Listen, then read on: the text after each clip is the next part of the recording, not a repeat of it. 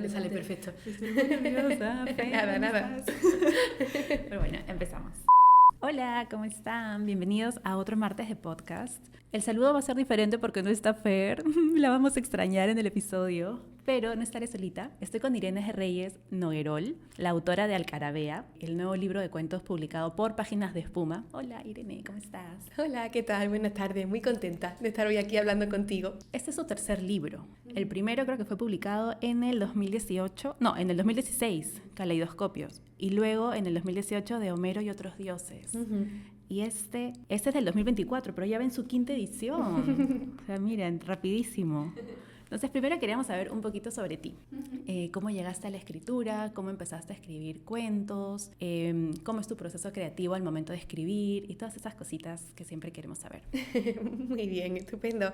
Pues la verdad es que a mí la literatura siempre ha sido un mundo que me ha apasionado desde que era muy pequeñita. Además, yo siento que fui muy afortunada porque mi familia desde siempre ha amado los libros, y en concreto mi madre, también profesora de lengua y literatura como yo, ella fue la persona que me abrió las puertas o que me dio la llave de este universo de las letras. Era ella la que me contaba oralmente, por supuesto, todos los cuentos, las narraciones, los mitos, las leyendas tradicionales, es decir, todo este acervo cultural que muchas veces dejamos en un segundo plano y que sin embargo para mí es importantísimo porque pienso que es nuestro primer acceso a la literatura. Entonces a raíz de ahí yo fui poco a poco enamorándome de este mundo precioso, como decía antes, encontrando ya poquito a poco cierto tipo de libros infantiles, luego juveniles, con los que disfruté enormemente durante toda esa primera etapa de acercamiento a la literatura. Pero yo nunca me había atrevido a escribir porque siempre he sido una persona muy tímida, muy introvertida, porque también escribir es trabajoso, evidentemente, sí, que es algo que siempre hay que mencionar, que realmente es un trabajo que requiere mucho esfuerzo, además, y a lo mejor incluso por flojera pues no había escrito. Pero llegó un momento ya, cuando tenía 12 años, muy pequeñita, en el que yo estaba en el primer curso de instituto, en primero de ESO, y recuerdo que en mi centro convocaban un concurso literario en el que se podía mandar un relato o un poema, lo que cada uno decidiera. En mi caso, yo decidí escribir por primera vez a propósito de una historia que tenía mucha relación con mis propias vivencias, ¿no? Muchas veces la literatura, cuando empezamos a escribir en la adolescencia, es autobiográfica, es lo que sucedió en mi caso, porque yo desde que tenía 7 años tuve la mala suerte de que en mi familia tuvimos unas circunstancias bastante terribles de salud. Mi madre, por ejemplo, tuvo cáncer, gracias a Dios hoy ya, ¿no? Ay, qué bueno. Sí, mi abuela también, ella murió, mi abuelo Alzheimer, él murió también.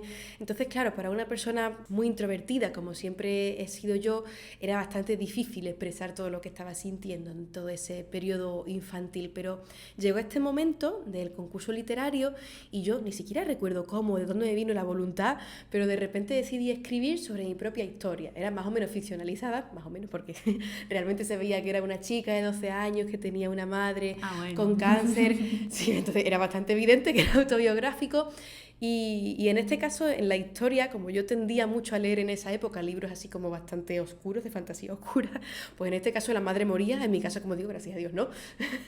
Pero escribí esta historia que me sirvió mucho como catarsis, ¿no? Como vía no solo de expresión de todo lo que había estado guardándome durante tanto tiempo, sino también por primera vez de comunicación, que fue algo creo que muy positivo también para mí, no solo a nivel de escritora, sino a nivel personal, igualmente, ¿no? Es decir, este primer momento en el que uno siente que hay un contacto entre uno mismo y las personas que están al otro lado de un texto me parece particularmente relevante. Entonces, a raíz de ahí tuve mucha suerte también porque me dieron el premio de este pequeño concurso literario del instituto, y a partir de ese momento ya fui escribiendo con mucha más frecuencia sobre temas normalmente que me interesaban a nivel social. Por ejemplo, los cuentos que aparecen en ese primer libro, Caleidoscopios, fueron escritos en esa etapa adolescente, se publicó con 18 años. Ahora yo lo miro y me genera pudor, la verdad. No te creo. Pero bueno, imagino que es normal, que uno cuando lee lo que ha escrito desde adolescente es como cuando se lee un diario, ¿no? De hace mucho tiempo, crea cierto tipo de sensación ambigua al mismo tiempo de ternura y de vergüenza, porque uno ha ido ya madurando y se va convirtiendo en una persona que en parte es la misma y en parte es diferente. Entonces, todos estos cuentos siempre versaban sobre temas sociales, como por ejemplo ejemplo, la exclusión o marginación por cualquier tipo de motivo, pues la xenofobia, los trastornos de conducta alimentaria, que es algo que me parece también muy importante tratar, especialmente en la adolescencia, que es donde más suele afectar, y a raíz de ahí pues ya se publicó ese primer libro, luego vino el segundo, que era una especie de revisitación de los mitos griegos, imaginando cómo serían en la actualidad, y luego ya este tercero, que es Alcarabea. Ay, bueno, yo no he leído los dos primeros, sí me da curiosidad, pero este tercero ha sido, no sé, ha sido toda una experiencia, como que te deja pensando y flotando en el aire, porque supongo que tiene que ver con lo primero que dices, ¿no? Que tiene bastante de oralidad. Y a pesar de que se está leyendo, se siente el, no sé si el ritmo, pero se siente ahí el toque o poético y hasta teatral. No sé, es como que bien mágico. Es raro porque es como un abracito al corazón, pero también es duro. Entonces, bueno, creo que por ahí viene la palabra alcarabea, pero quisiera que tú lo expliques en tus palabras, como que qué es alcarabea y qué significa para ti alcarabea, porque claro, una es la definición que acá atrás mismo está, ¿no? Como que es una planta que tiene usos medicinales, culinarios y relajantes, pero para ti hay como que algo más por la historia que tiene la palabra. Entonces quisiera que nos cuentes un poquito de eso. Sí, pues está muy relacionado con lo que tú comentabas, ¿no? De esa sensación de abrazo, pero al mismo tiempo de dureza. Para mí, la alcarabea es algo muy importante por tres razones distintas realmente. En primer lugar, es una palabra que mucha gente me dice, pues yo no la conocía.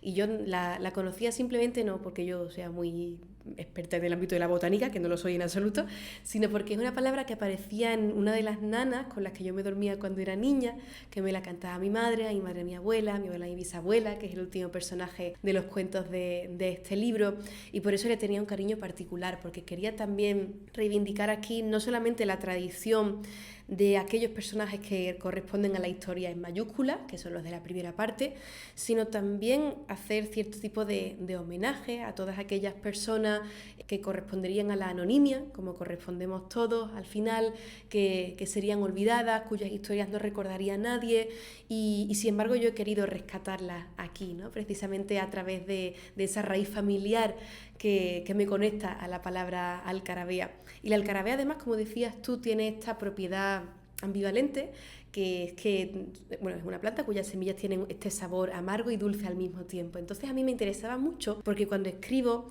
me gusta especialmente centrarme en sentimientos ambiguos, ¿no? En circunstancias, en relaciones que no son sencillas, que son complejas precisamente porque no tienden ni al extremo del blanco ni al extremo del negro, sino que se mueven en esta zona de grises, de incertidumbre, de indeterminación, donde yo creo que nos movemos todos realmente como seres humanos. Entonces pensé que justamente esta palabra, a la que yo le tenía tanto cariño por la nana, sintetizaba muy bien todo lo que es el esfuerzo que se ha puesto en el tono de este libro para que haya al mismo tiempo estas situaciones difíciles, trágicas incluso en algunos casos, pero en todo momento, en todos los relatos aparece algún tipo de esperanza que de alguna manera ilumina y aunque no salva a muchos de los personajes, pero sí que los consuela, sí que los alivia. Es como ese abrazo que estabas comentando tú, ¿no? Sí, Entonces, de ahí viene. Eso que dices lo resume muy bien, y de hecho alcarabea es una palabra, yo tampoco sabía de su existencia, pero es una palabra muy bonita, o sea, leyéndola es como que,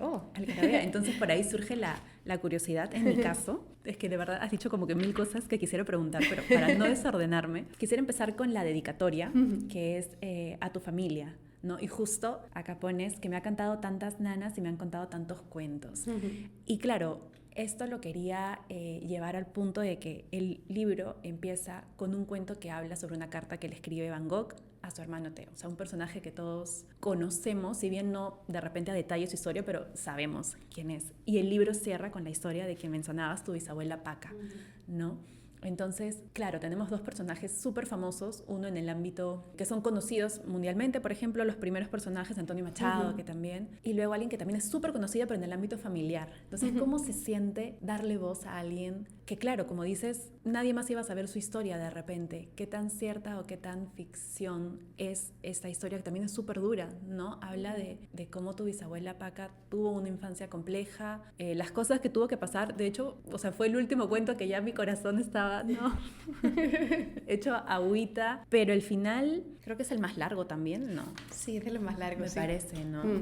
Sí, pero no se siente. Claro, y justo cierras con la nana, ¿no? Entonces, ¿cómo se siente darle voz a alguien tan querido en tu familia, de quien todos ustedes conocen la historia, pero de repente si no era porque tú lo escribías, el mundo no iba a saber quién era o qué había pasado y tu relación con ella, ¿no? ¿Cómo fue este proceso? ¿Qué tan fácil o difícil fue? ¿Cómo lo tomó la familia? No lo sé.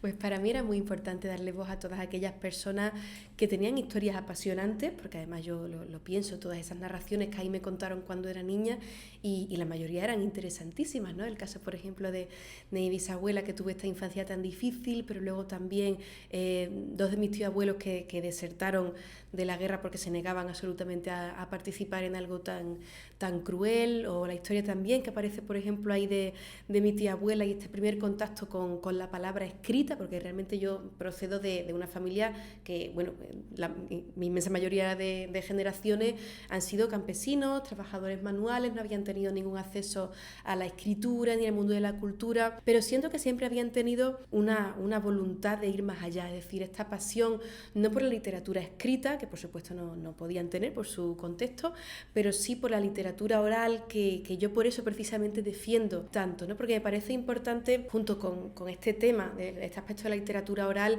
reivindicar todas esas figuras familiares que han venido antes que nosotros, que tienen, como digo, unas historias espectacularmente interesante y que, bueno, que nadie recordaría si no fuera porque a alguien de repente se le ocurre ponerlas por escrito. Entonces, me parece también curioso cómo para mí todos los personajes de este libro, independientemente de si pertenecen a la historia en mayúscula o en minúscula, todos ellos para mí están a medio camino entre la realidad y la ficción. Pienso, por ejemplo, en el caso de personajes como estábamos diciendo, Van Gogh, Antonio Machado, Lope de Vega, Al-Mutamid. Todos los conocemos de manera básica, aunque sea, los hemos estudiado, nos han hablado sobre ellos, sabemos que fueron muy importantes y los motivos por los que fueron, pero solemos mirarlo desde una perspectiva más distante, más lejana. Y como, ¿no?, hacia arriba. Eso es, ¿no? exacto, Sí. como si siempre estuvieran varios escalones por encima de nosotros, como si no formaran parte de nuestro mismo universo. Y a mí lo que me interesaba en este libro era no hacer que descendieran un peldaño, que queda un poco feo decirlo así, pero sí que se humanizaran realmente. Es la intención que aparece en esa primera parte del libro, conseguir que ellos, como personas, sean mucho más identificables con quienes somos nosotros, ¿no? Que además creo que realmente sería así, es decir, ellos tendrían pues sus alegrías, sus miedos, sus tristezas, sus pasiones, como exactamente nosotros, ¿no? Como cualquier otro ser humano. Y precisamente por eso ese primer grupo de personajes, como digo, está a caballo entre la realidad y la ficción, la realidad de quienes sabemos que fueron y la ficción de lo que yo he podido imaginar que ellos podían experimentar en determinados momentos de su vida. Pero con la segunda parte me sucede lo mismo, porque todos los personajes que aparecen ahí, mi bisabuela, mi tío abuelo, yo nunca he tenido la suerte de poder conocerlos en persona, no hemos coincidido en el tiempo, y sin embargo siento que he recibido sus historias, he recibido sus identidades exactamente de la misma manera en la que puedo haber recibido la historia de Antonio Machado o de Lope de Vega, que realmente antes de estudiarlas de manera más formal las escuché gracias a las historias que me contaba mi madre. Entonces también ese segundo grupo de personajes familiares se mueve en esa zona un poco ambigua, ¿no? Es decir, son personas que evidentemente tuvieron su existencia, pero que yo realmente no conocí ni puedo contar sus vidas con todo lujo de detalle, claro, siendo fiel a la realidad, sino que también de alguna manera están ficcionalizados, ¿no? Tanto el primer grupo como el segundo, y justo por eso quería que la intención del libro fuera equiparar ambas experiencias, es decir, estos personajes que quedarían olvidados, quería, en este caso sí, que subieran su peldaño correspondiente, porque creo que todos nuestros antepasados merecen la dignidad que confiere la memoria, ¿no? El recordar todas aquellas personas que fueron y que han hecho que hoy nosotros estemos aquí y que seamos quienes somos. Entonces, justamente por eso quería que en este libro lo que quedara claro finalmente es que la experiencia humana es la misma, independientemente de si hablamos de la historia en mayúscula o en minúscula, pero somos todos los mismos. Y qué bonito, porque en verdad todos tenemos algo que contar, o también es bonito saber que alguien va a contar algo de nosotros, esperando que sean cosas buenas. Sí. Y que esté bien escrito. Luego quería hablar un poquito sobre un cuento que me movió un montón, fue uno de los más fuertes, y es Petit Rats. Ese cuento, bueno, yo soy un poquito chismosa, y la dedicatoria dice para las hermanas Van Goeghem. Y al toque fui a Google y encontré que eran 3 hermanas, creo que eran Marie, Antoinette, ay, me olvidé de la última, no quería olvidarme, pero bueno, una más, que habían sido petit rats, ¿no? Yo no conocía ese término, ahora nos explicas un poquito más de eso, pero sí me pareció un cuento súper fuerte que refleja mucho esto que decías de la ambigüedad también en la maternidad en contextos súper complejos, ¿no? Que a veces alguien leyendo podría decir, ay, pero qué maldad, pero de repente viviendo estos contextos no había otra opción, no hay más, o sea, es bien fuerte el cuento. Entonces, bueno, quería que nos hables un poquito de este, creo que es el segundo, tercero. El segundo, exactamente. Fue uno de los, o sea, empezó potente con Van Gogh y luego ese y mi corazón. Estaba parecido una montaña rusa. Entonces, eso, bueno, y de las hermanas Van Gogh, encontré que una de ellas había sido modelo de un escultor, ¿no? Escultor y pintor de Degas. Sí, claro. Y había una historia medio turbia detrás. Entonces ahí dije, bueno, ya sé la historia, sé a lo que me estoy metiendo, pero entonces, bueno, si nos cuentas un poquito de ese relato. Sí, claro. Sí, efectivamente, este término petit gars se refería a las niñas, que en la época de Degas, que es la que estamos hablando, pintor y escultor, que ahí siempre me ha apasionado porque a mí me gusta muchísimo el mundo de la danza clásica, del ballet. Y en esta época, pues ellas eran personas que trabajaban desde bastante pequeñitas en lo que sería el cuerpo de ballet de una obra, si estamos hablando de danza clásica, es decir, nunca tenían papeles protagonistas ni nada por el estilo, y al mismo tiempo estaban pues condenadas, porque al final es una condena a un destino mucho más terrible, que es el de la explotación sexual infantil, porque ellas ni siquiera eran adolescentes, eran muy jovencitas. Yo esta historia la conocí justamente a través de una escultura de Degas, que además me sorprendió, porque yo de Degas conocía muchas pinturas sobre las bailarinas, ¿no? A él le gusta mucho mostrar todo este mundo fuera de escena o entre bambalinas, y sin embargo hay una escultura muy conocida de una bailarina que se ve que es una niña muy pequeñita, muy finita, con la actitud así un poco desafiante, bien cuadrada en posición de ballet, pero con actitud desafiante, y entonces dije, voy a investigar un poco a ver quién fue esta niña, ¿no? O de dónde sale esta escultura tan curiosa, un poco contradictoria al mismo tiempo, y descubrí ahí la historia de las hermanas Van Goethe, ¿no? Este destino terrible que tenían las niñas de barrios marginales de aquella época, en el París del momento, porque estamos hablando de la ópera de París, que era donde ellas hacían sus representaciones de danza clásica, y claro, quise plasmar en concreto su historia en este libro, porque sentía que formaban parte también de esa ambigüedad emocional, moral, incluso en este caso, que aparecen en otros de los cuentos, porque aquí podemos ver el personaje de una de las niñas, no aparecen las otras dos, quise quedarme simplemente con una de ellas para poner más el foco en un personaje específico, y esta niña vemos como cuando está en su casa escucha continuamente las pisadas de esas ratitas, ¿no? El que tic, aparecen. tic, tic, Eso es, que es bien como que icónico en el cuento. Aparecen continuamente esos tic, tic, tic, tic de las ratitas que ella escucha, donde se deja traslucir que ellas están viviendo en un apartamento pues, minúsculo, de esos barrios marginales, desde luego nada relacionado con el París glamuroso, elitista de la época, que es lo que uno se imagina, sino todo lo contrario, por desgracia. Y allí, claro, esta niña, mientras vive en ese piso, tiene una relación con su madre que en principio vemos que es muy hermosa, ¿no? Porque ella ama a la madre, y a veces incluso parece que la adora, que la idolatra, ¿no? La compara incluso con alguna virgen en alguna ocasión. Y al mismo tiempo se ve como ella tiene otros momentos en los que está en esa clase de ballet donde se está sintiendo de alguna manera protegida o resguardada de algún horror que no comunica desde el principio, pero que sin embargo se va viendo por debajo que está ahí, ¿no? Como si fuera algo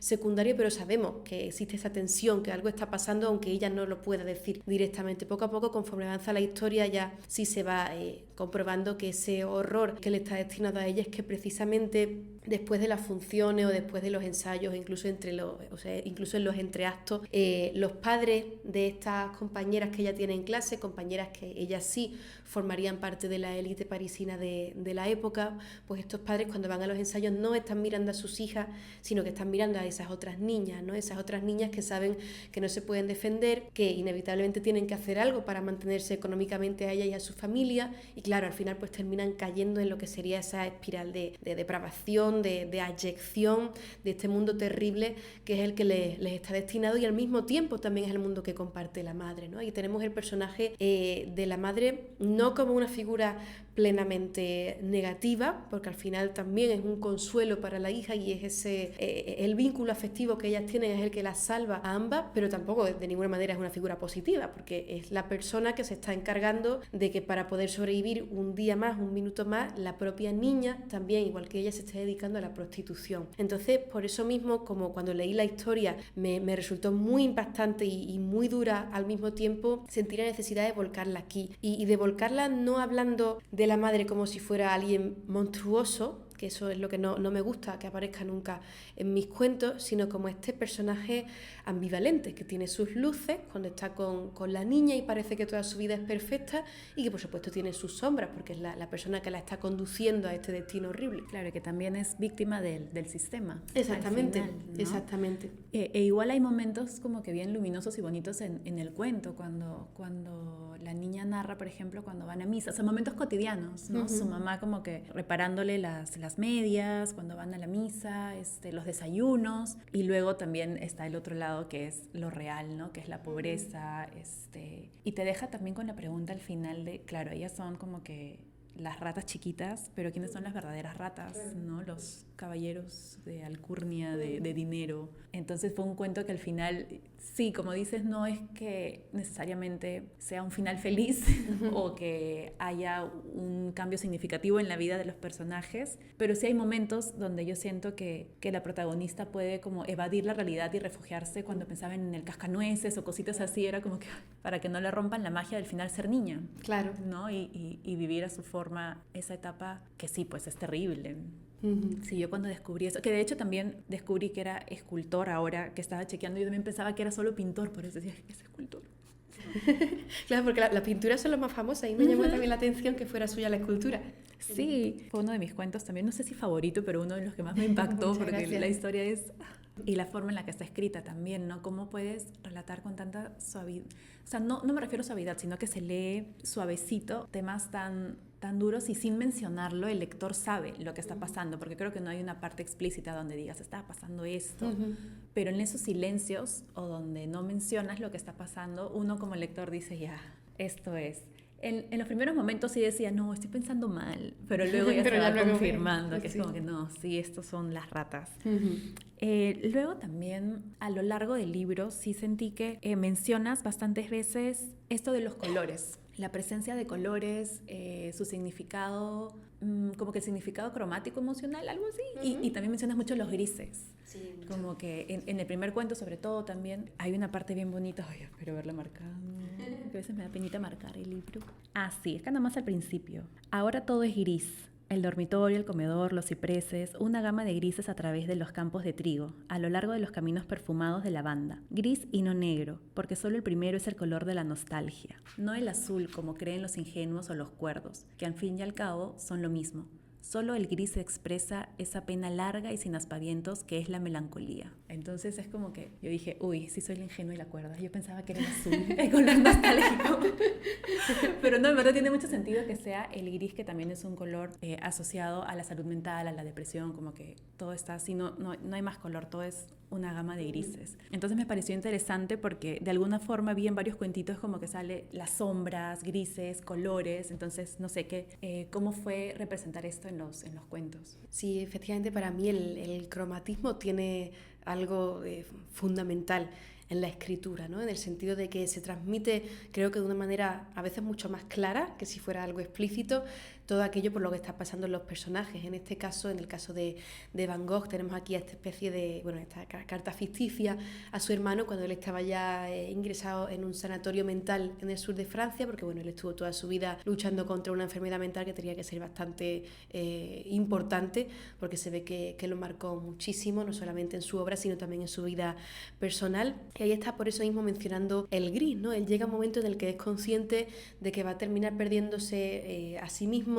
su identidad, su cuerpo, de que es como si otro fuera a apoderarse de todo aquello que es él. Entonces ahí él siente ese miedo que está en este caso vinculado con el gris. Yo cuando estaba escribiendo esto pensaba, porque a mí siempre me ha interesado mucho los colores, la simbología de los colores, los símbolos en general me gustan. Y pensaba, claro, es verdad que estamos habituados a pensar que el azul es el color de la nostalgia y yo imaginé en este momento que el gris, con esta tonalidad así más o menos opaca que tiene, indefinida, porque no llega a ser blanco, que sería el color más positivo, más puro, ni negro, que sería un color ya mucho más absoluto, más definitivo. Ahí tenemos que el gris transmite de una manera mucho más eficaz que el blanco o el negro lo que puede estar sintiendo una persona que tiene una enfermedad mental de este tipo, ¿no? Es más, muchas veces cuando se habla de las personas con depresión mismamente, porque más o menos imagino, no se sabe exactamente, ¿no? Pero más o menos yo creo que él tendría algunos estados de depresión fuertes, aparte de otro tipo de enfermedades también. Y claro, cuando hablamos de las personas con depresión pensamos siempre en el color negro, ¿no? Que es el color de la nada, del vacío, de los del absoluto. ¿Sí? Exacto.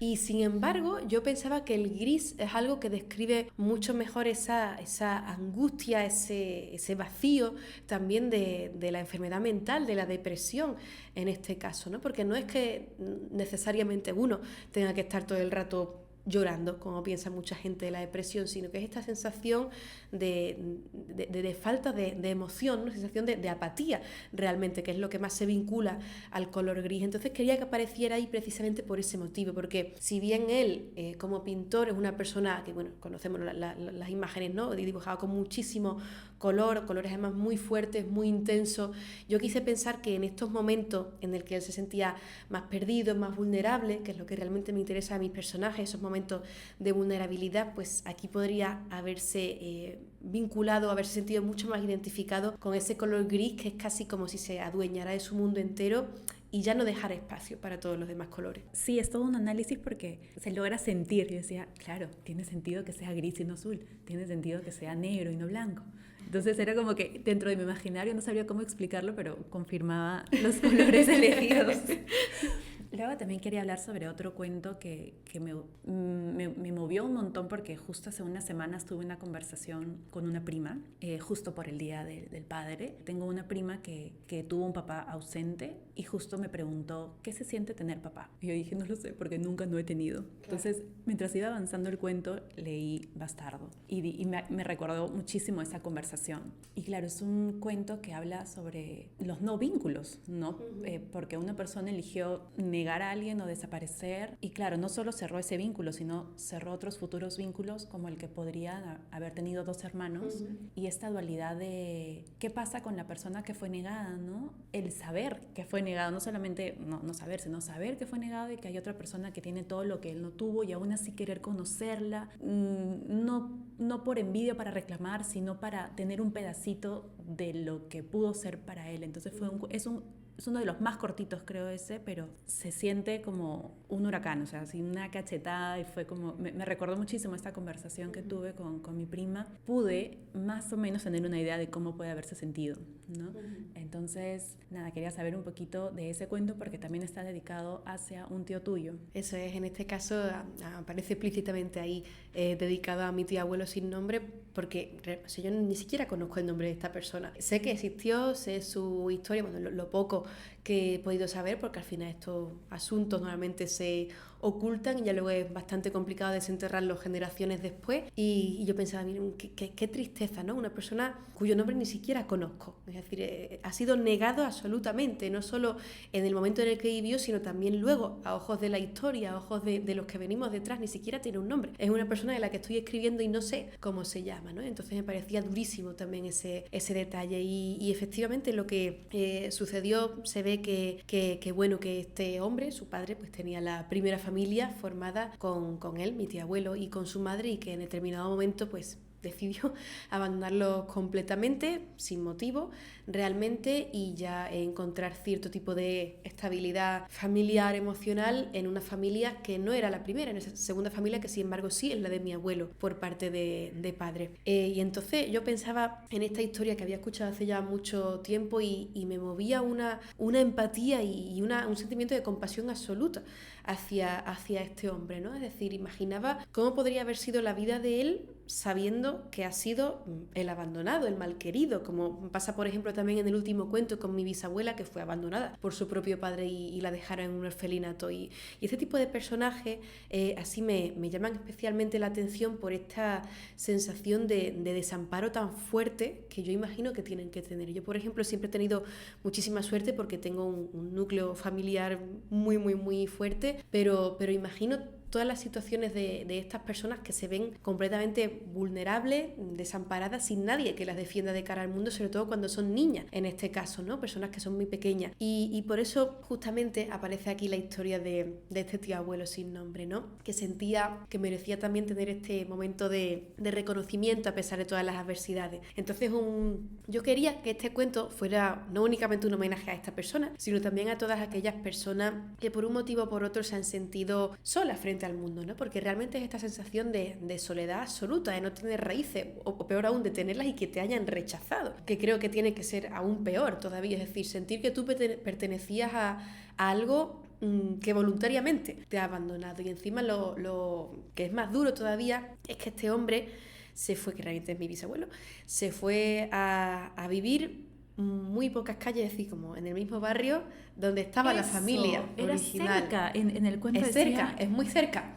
Entonces, eso, cuadras. cuando yo escuchaba ese detalle, cuando me contaban la historia de mi familia de niña, pensaba, qué terrible, ¿no? Que pueda pasar realmente algo así, encima te vayas a vivir cerca, lo que es peor todavía. Y claro, ahí yo imaginaba que el personaje ya de este chico que ha sido abandonado, ya cuando es mayor, pues siente esa necesidad de reencontrarse no únicamente con su pasado, sino también consigo mismo, es decir, de ir a ver al otro hermano con quien realmente a él le gustaría identificarse, imagina cómo puede ser, si sería parecido a él, si sería distinto, y no tiene ninguna sensación de envidia ni ninguna necesidad de hacerle daño a este otro hermano que ha sido el hermano legítimo, sino que lo que quiere realmente es eso, tener algún vínculo que es lo que le han arrancado verdaderamente cuando él era pequeño. Entonces, como digo, este cuento nace de esa sensación de empatía absoluta, de compasión, de lástima al mismo tiempo, porque es una situación lastimosa, ¿no? Una persona que lo ha perdido todo porque se lo han quitado. O sea, no por algo fortuito, no por azar, no porque haya habido una desgracia en la familia, sino porque hay una persona ahí, que es el padre, que ha decidido que la familia legítima, la familia con la que él va a pasar el resto de su vida, va a ser otra. Entonces, justo por eso quería que tuviera también presencia aquí este personaje sin nombre, pero que por lo menos por una vez en su vida tuviera algún tipo de reconocimiento como yo creo que merecería. Qué bonito o sea, todo el trasfondo de la historia, y qué fuerte lo que dices, porque juega mucho con la identidad. El no saber a dónde perteneces o que te hayan quitado la oportunidad de pertenecer a algo, también marca tu identidad, lo mismo que se ve en la historia de tu bisabuela Paca, ¿no? Llega un punto en el que dice, no, voy a crear otra yo, voy a dejar de ser así, desde ahora voy a ser así, perfecta, como todos quieren, que sonría, obediente, que haga todo lo mismo. Y en el caso de ella, sentí que se quedaba con la incertidumbre total de qué pasó con sus demás hermanos, ¿no? Se quedó con el chiquitito, bueno, se quedó con las ganas de saber qué pasó con el chiquitito, que por ahí tenía sueños, y los demás, que tampoco especifican cuántos son, pero sí que los repartieron con familiares, amigos, o sea, y no creo que sea porque su papá no le haya querido, sino que o así era en esa época o no sabían qué más hacer. Exacto. Y al final cuentan también que el papá tenía una vida compleja, que la vida de los arrieros era así, que necesitaba a alguien que le tuviera su comida porque él trabajaba de sol a sol. Entonces, claro, juega mucho con la ambigüedad de los personajes, no hay malvados ni héroes, hay humanos haciendo lo que pueden. Pero con estos personajes al menos infantiles que sí se siente más la pegada del dolor que pueden estar sintiendo, ¿no? Entonces, sí, esos dos cuentos para cerrar. Sí. En el caso de esa historia es lo que tú dices, que no es que realmente, o no he querido pensar realmente que el hombre, mi tatarabuelo en este caso, fuera malo, sino que simplemente pues todos buscaban esa necesidad de salir adelante, de sobrevivir, y con toda la cantidad de hijos que tenían en la época, un hombre que no sabía cuidar niños, porque en esa época un hombre no se dedicaba a cuidar niños, pues le habría resultado imposible. Entonces, claro, por eso ella también en este caso es la abandonada, la malquerida, ¿no? Ese personaje cuya historia se queda ahí como colgando, como si no terminara de concluir, y precisamente por eso ella decide crear una nueva identidad, que es la identidad que siempre me contaba mi madre que ella tenía, de una persona con mucha sabiduría, con mucha entereza, con mucha templanza también. Entonces me me llama la atención cómo uno puede pasar de ser un niño que siente ese abandono, casi como si lo hubieran arrancado de raíz, a convertirse en una persona totalmente diferente, ¿no? Es decir, a base de golpes, realmente, que uno va recibiendo, transforma esa manera de ser y decide, o sea, tiene esta voluntad, ella todo el rato, de convertirse en una persona totalmente diferente, que parece que es lo que consiguió en realidad al final de su vida. Entonces siempre me llama mucho la atención eso en esa historia, ¿no? Cómo evolucionamos de niño a adulto y cómo nosotros también tenemos un papel importante a la hora de conformar nuestra propia identidad, no permitir que únicamente nos marque aquello que nos han hecho, aquello externo, sino que también nosotros pues tenemos, como aparece en la mayoría de personajes, ¿no? Esa fuerza de voluntad, esa necesidad de seguir continuamente adelante, que yo creo que es lo que marca también a los personajes de este libro, la necesidad de resistencia, de no dejarse caer por completo ni en la tristeza, en la nostalgia sí, porque los cuentos son nostálgicos, como yo soy nostálgica, como el gris. Pero la tristeza no, exacto, el gris. Sí, o sea, de hecho con lo que dices me pongo a pensar en que, claro, para la bisabuela Paca casi fue un mecanismo de supervivencia, ¿no? Porque ella incluso se repetía, estoy agradecida, ya. ¿Qué pasa con la abuela? Sin spoilear.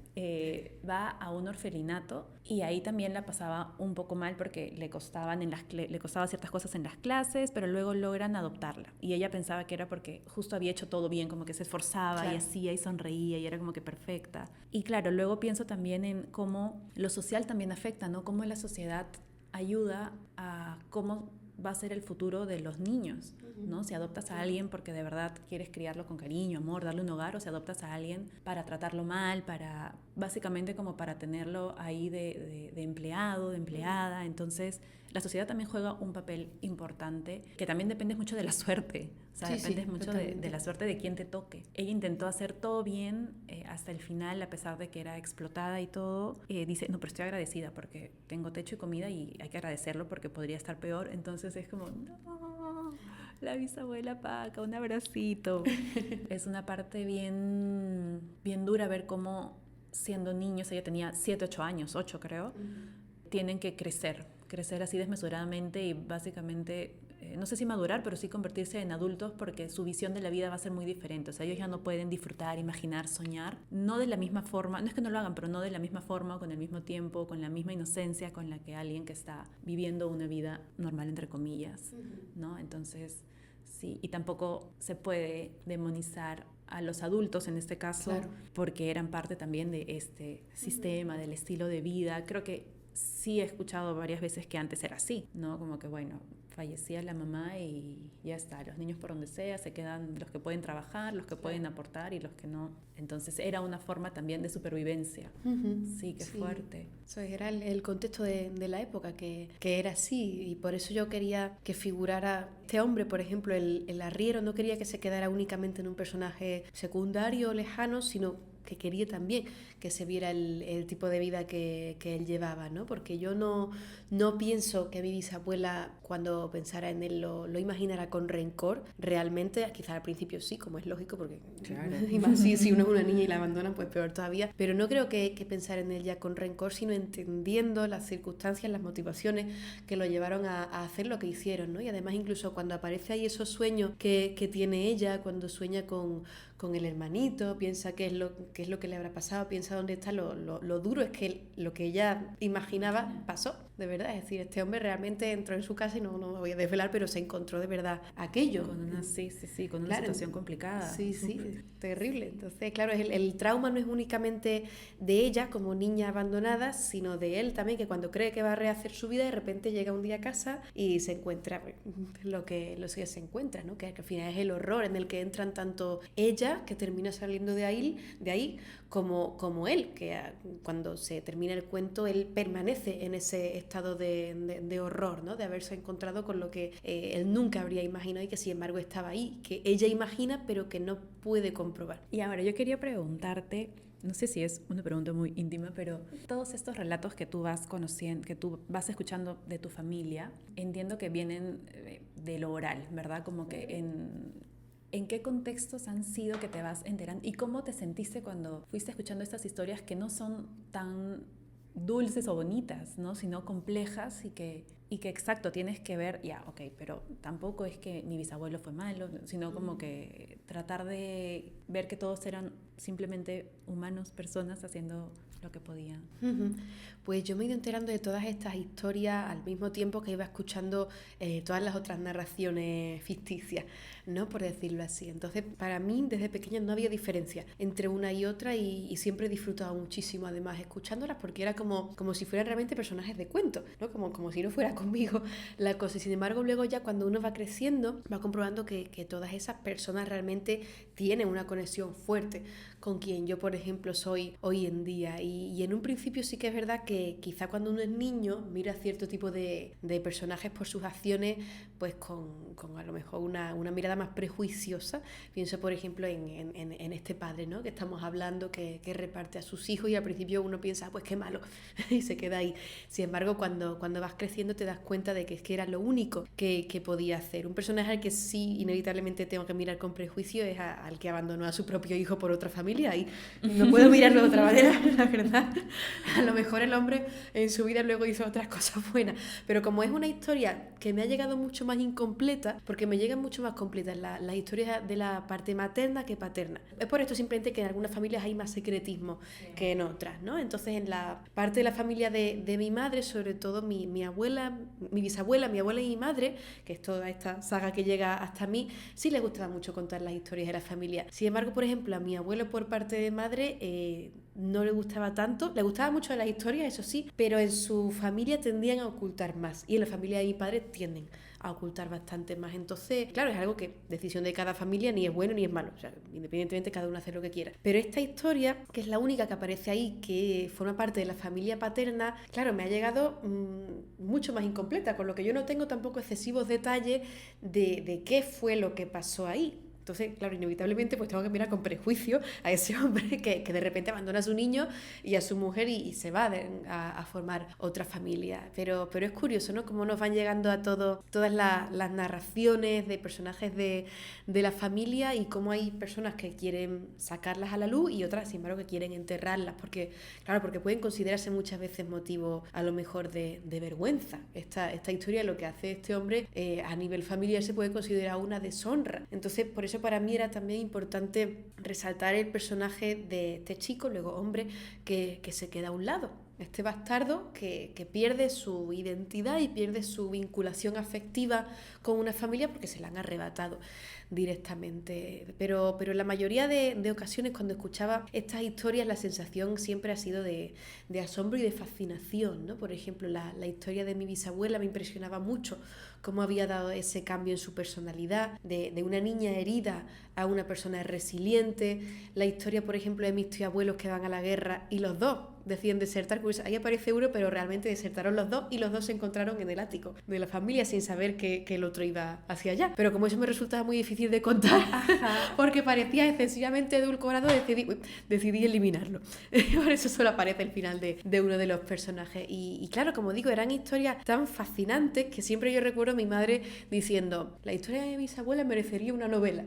Yo digo, bueno, una novela no, pero un cuento algo. Está súper bonito porque, claro, yo también, ahorita que lo cuentas, me pongo a pensar en cuántas reuniones familiares he estado y en las sobremesas se ponen a contar, ¿no? Ay, que el tío, que el abuelo, que el primo. Personajes que yo no conozco, pero he escuchado, pero a veces cuentan solo lo bonito, como que hizo estas cosas. Y ya tengo la figura bien presente cuando mi abuela iba a fallecer y, bueno, les voy a contar las historias. Empiezo a contar como que, y claro, ¿cuántas más se habrán perdido en el camino? Claro. Pero qué importante es tener un contexto de lo que han pasado los demás familiares, porque así como dicen que es bueno conocer la historia para que no se vuelva a repetir, creo que implica en los eventos, entre comillas, históricos universales y también dentro de los mismos familiares. Yo he escuchado mucho sobre las constelaciones familiares, nunca lo he hecho, pero sí me da bastante curiosidad y creo que también habla mucho de esto, ¿no? De conocer las relaciones que tenemos de los vínculos invisibles que hay o las conexiones que hay entre miembros de la familia anteriores o posteriores. Y también, bueno, pero esto no sé si es real o no, que mencionan que a veces, no sé, pues en la vida anterior fuiste hermana de tu abuela y por eso en esta vida tal, no sé, es todo un mambo lo de las vidas pasadas. Pero interesante también. Ajá, a mí también me da mucha curiosidad porque digo, wow, ¿qué habrá sido? ¿Será verdad? ¿En un mundo paralelo habrá sido diferente? O siendo un mundo paralelo, por ejemplo, las abuelas que suelen tener vidas mucho más precarias o tristes o de realidades justamente por los contextos de la época, ¿no? Siendo una línea temporal, habrán tenido una vida más feliz. Como que, ojalá. Claro, es una idea bonita, además. Es que es como que me da mucha esperanza pensar en eso y que, bueno, de repente por aquí, no tan bien, pero en otro lado está mucho mejor. Claro, quizás, exactamente. Además es curioso cómo en la misma familia se repiten los patrones de carácter. Por ejemplo, mi bisabuela Paca, tiene un carácter muy parecido al que tiene mi madre, casi más templado, más mesurado, más sabia. Y mi abuela, sin embargo, la madre de mi madre, tenía un carácter más como el que tengo yo, que es un carácter más nervioso, más pasional en este sentido. Se intenta domesticar, pero es un carácter que es así. Entonces es llamativo, ¿no? También cómo se van repitiendo periódicamente todos esos patrones. Y mi madre hoy, por ejemplo, me lo dice, ¿no? Ella ya pues no tiene a su madre porque mi abuela, como ya dije antes, falleció hace ya mucho tiempo, pero ella me dice que le gusta además comprobar cómo es como si yo hubiera heredado el carácter que tenía mi abuela, un carácter que yo realmente no pude comprobar porque cuando ella murió yo tenía 7 años, pero sin embargo es curioso, ¿no? Cómo aparece de repente, hay a lo mejor algún destello, algún gesto, una expresión, una manera de ser que te recuerda a alguien del pasado. O hasta físicamente. Sí, físicamente, no, claro. Hasta físicamente, es una locura. Yo tengo un hermanito chiquito que cuando nació es como que él es como tu abuelo, y nosotras nunca conocimos a nuestro abuelo porque falleció cuando mi papá era niño, entonces es como para mi papá era sus ojitos, ¿no? Y mi hermano es su engreído, su adoración, porque es su hijo y le recuerda a su papá. Es como entonces cerró su círculo. Claro, no sé. Así funciona. Y quería preguntarte, ¿cuál ha sido el cuento más complicado o duro de escribir, o las dos cosas? Pues complicado, por ejemplo, en cuanto a documentación, si nos vamos a esa parte, el de Cuando los Reyes Poetas, que relata la historia entre Al-Mutamid y Aben-Amar. Ese fue difícil porque, claro, hace ya muchos siglos de que pasó eso y uno puede imaginar cómo sería la experiencia vital, los sentimientos de estos personajes, pero no estamos ahí para comprobar realmente todo lo que era el contexto, las circunstancias, el espacio. Entonces ahí sí que es cierto que tuve que investigar bastante más que en todos los otros cuentos, porque los otros al final la gran mayoría corresponde al siglo XX y son datos realmente y detalles que he escuchado porque me han ido contando en familia, pero claro, el de Aben-Amar y Al-Mutamid eso es edad media, entonces ya bastante más complicado. Pero a pesar de eso, a pesar de que la parte de investigación en principio puede parecer a lo mejor más rigurosa o más ardua, en lo que quise centrarme es justamente en la relación entre ambos, ¿no? Como ellos, aunque uno venía de arriba del todo, ¿no? Porque estaba destinado a ser rey en el caso de Al-Mutamid, y otro venía, como es Aben-Amar, de abajo del todo, de repente se igualan, primero en cuanto a lo emocional, porque ellos mantuvieron durante muchas décadas una relación homoerótica que no únicamente se basaba en la pasión, sino también en el respeto, en la admiración, en compartir, ¿no? Como si hubieran sentido los dos una identificación el uno con el otro, valoraban mucho las artes, la cultura, la poesía, todo aquello que les permitía ser más libres de lo que la ley, que en la época era religión también, imponía en ese momento, ¿no? Entonces me gustó sobre todo investigar en torno a ese asunto. Es más, los poemas que aparecen citados, por ejemplo, en cursiva son los poemas de Aben-Amar, literalmente. Es decir, yo quise ahí que apareciera su voz, no que únicamente fuera yo imaginando cómo serían estos personajes, sino que esos poemas que aparecen citados son de Aben-Amar, dando cuenta de cómo fue la relación y de cómo evolucionó la relación entre ambos, ¿no? Y como de repente también aparece luego la figura de esta mujer, de Rumaiquilla, una esclava pero inteligentísima también, y dinamitó toda esa relación hasta que terminó la cosa como terminó. Entonces ese fue, en el sentido de la investigación, el más complejo, pero lo disfruté mucho también cuando lo estuve escribiendo. Yo a ellos no los conocía, O sea, me encantó como conocerlos y además de a todos los miembros de tu familia, porque no, claro, hay muchas cosas, eso es lo lindo de leer, ¿no? Que además de que entretiene y todo, también como que, no es que sea leccionador y aprendas, pero sí como que esos datitos de, oye, mira, esto había pasado y yo ni enterada y ahora lo sé, un dato más curioso para decir de alguna comida. Entonces me parece como que bien bonito y saber ahora que te tomaste como que el trabajo de además investigar y saber y que te gustó la investigación es como que, qué bonito. Pero ese fue como que el más complejo por el tema de sí, los por datos. la documentación Claro. fue el más complejo. Sí, los otros, claro, requerían menos investigación en este sentido. Hay alguno incluso que es más actual, también con lo que en este caso no era particularmente difícil emocionalmente, sí han sido difíciles unos cuantos. Eso quería saber. La verdad. Los que son a lo mejor más trágicos, por ejemplo, el segundo, ¿no? El de Petiga, me resultó difícil escribirlo también por eso, ¿no? Es decir, fue una escritura apasionante porque a mí me apasiona realmente escribir, pero fue duro imaginar la situación de esta niña y todo lo que está viviendo y saber que es algo que ha pasado de verdad, que no es que uno se lo esté inventando, sino que es que sabes que ha sucedido, con lo que eso lo hace más duro todavía. Luego, hay muchos, por ejemplo, con los que me identifico, porque pienso que aunque la escritura no sea autoficcional, si queremos decirlo así, sí hay mucha escritura actualmente autoficticia, pero a mí no es lo que me interesa particularmente. Pero sí que pienso que un pedacito del autor va en cada uno de los cuentos. Claro. Entonces, por ejemplo, en estos niños, que aparecen varios de ellos, por ejemplo, la de Pitiga, la de mi bisabuela, son niños que se están enfrentando al mundo adulto de repente y sin tiempo de madurar, ¿no? Entonces yo, por ejemplo, ahí siento que quizá en todo lo que yo estoy relatando de cómo se sienten estos niños, de cómo experimentan ese tránsito abrupto al mundo adulto, hay una parte de mí, quizás de cuando yo era tan pequeña y cuento que tenía estas circunstancias difíciles en cuanto a la salud. Por ejemplo, en el texto de Van Gogh, donde se ve una enfermedad mental brutal que tenía que ser en el caso de ellos, me siento muy identificada también, porque yo, por ejemplo, siempre he sido una persona que ha tenido problemas de ansiedad, tengo TOC también, tengo un poquito, no son cosas graves, pero son un poco molestas de vez en cuando. Entonces, por ejemplo, cuando él está hablando y está contando de que es consciente que en algún momento es como si fuera a dejar de ser el mismo, no va a sentir sus manos como suyas, su cuerpo como propio. Claro, eso yo, por ejemplo, de vez en cuando he tenido periodos de ansiedad más graves, pues uno tiene a lo mejor momentos de despersonalización o de desrealización, que están además muy conectados. Entonces, lo que ahí aparece, que me dice muchas veces la gente, ¡guau, tenía que ser terrible! Y digo, sí, pero estoy contando realmente algo que a mí no me es ajeno. Es decir, yo tengo mucha suerte de que no tengo nada grave, gracias a Dios, pero sí que es verdad que tengo cierto campo de experimentación dentro de lo que es la enfermedad mental que me permite más o menos entender, haciendo una traslación de aquella manera, cómo podría sentirse esta persona, ¿no? Por supuesto, en su caso muchísimo más grave, pero como digo, a mí no me es ajeno lo que estoy contando, ni me es ajeno ninguno de los sentimientos que comparten todos los personajes de este libro. Es decir, yo he tenido la suerte de tener una vida estupenda, nadie me ha abandonado, nadie ha hecho nada malo, pero uno puede entender por a lo mejor ciertos momentos de su vida, aunque no puedan trasladarse directamente a la experiencia de los personajes, pero puede entender cómo podrían sentirse, ¿no? Entonces, por eso para mí la escritura siempre tiene mucha relación con lo que decía antes de la empatía, es decir,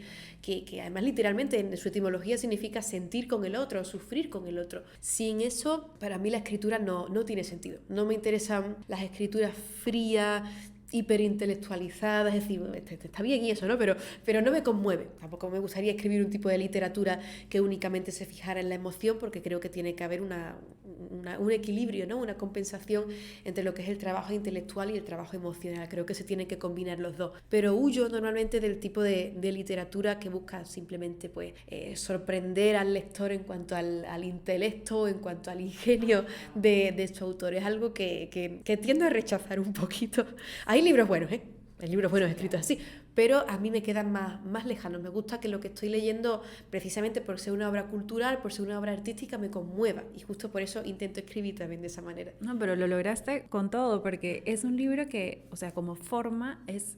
A mí me encantó cómo estaba escrito, la forma en la que escribes, en la que describes, se logra entender las emociones, las sensaciones de los personajes, y también en lo emocional, o sea, mi corazón estaba, no puedo, pausa, yo había que hacer pausitas, así ver el sol, porque sí logra conmover y logra que de alguna manera te pongas en los zapatos de los personajes sin que sea desesperanzador, desgarrador, porque hay momentos de amor, de ternura, los vínculos son bien importantes, en todos los cuentos hay vínculos importantes y eso creo que no es... Yo no escribo, pero entiendo que no debe ser tan fácil lograrlo. Pero a mí me encantó un montón el libro, los cuentos. Muchísimas todo. gracias.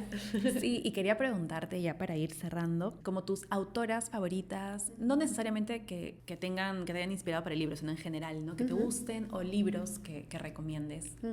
Pues, por ejemplo, si pienso en autoras, se me viene además a la cabeza inmediatamente autoras latinoamericanas que me gustan muchísimo porque además creo que escriben con una fuerza y una potencia no únicamente de contenido sino también de estilo que yo raramente había leído antes en otros autores. Entonces, por ejemplo, antes estaba hablando un poquito de Fernanda Melchor, que me gusta muchísimo, con Temporada de Huracanes, pero pienso también a lo mejor, esta sí es española, Laila Martínez, que tiene también una Carcoma, novela... ¿no? Sí, Carcoma, Sí. que tiene una novela espectacularmente buena. Luego pienso también quizá en Mariana Trabacio, que me gusta muchísimo, con Quebrada, o por ejemplo también uno de los libros que más me ha gustado en los últimos años ha sido El cielo de la selva, de Elaine Vilar Madruga. Ese lo está leyendo Fer justo. ¿Sí? Sí, Qué sí, bueno. justito, Pues justito. es espectacular. Me impactó muchísimo y pensé, claramente es uno de los libros de estos últimos años que yo pondría en la lista. No te creo, buen dato. Sí, buenísimo, buenísimo. Voy a anotarlas porque no conocía a Mariana y el del cielo de la selva está, pero en mi lista. Carcoma también, tampoco lo he leído, pero Sí, está en pues mi muy bueno superlista. también, muy interesante. Aparece también la relación entre la abuela, la nieta, dentro de la Sí, casa. siempre está Muy curioso. agotado. Voy a tratar de Pues está muy buscarlo. bien escrito, muy recomendable. Ay, y eso, Irene, muchísimas gracias por la entrevista. No sé si quisieras decir algo más. Nada, simplemente muchas gracias a ti por haber echado aquí el ratito conmigo. Muchas gracias por las preguntas, de verdad, por habértelo preparado también, que eso siempre se agradece mucho, de verdad. Así que nada, un gusto haber estado hoy aquí charlando contigo. Yay, gracias a ti por contarnos, por la apertura. Bueno, esperemos que no sea la última vez que estás por acá. Es la primera vez de Irene aquí Sí. en Perú. Ya conoció Cusco, Arequipa. Y nada, muchísimas gracias por estar aquí. Fer, estoy segura que también te mandaría miles de abrazos y te amaría porque estás leyendo El cielo de la selva. Entonces sí. Nada, pues muchísimas gracias a ti, de verdad, que ha sido un auténtico gusto. Yay, con nosotros será hasta el próximo martes. Besitos de brujitas para ustedes. Chao, peace. Ay, la apreto acá, me da miedo arruinarlo. Es que la que se encarga de lo tecnológico es Fer.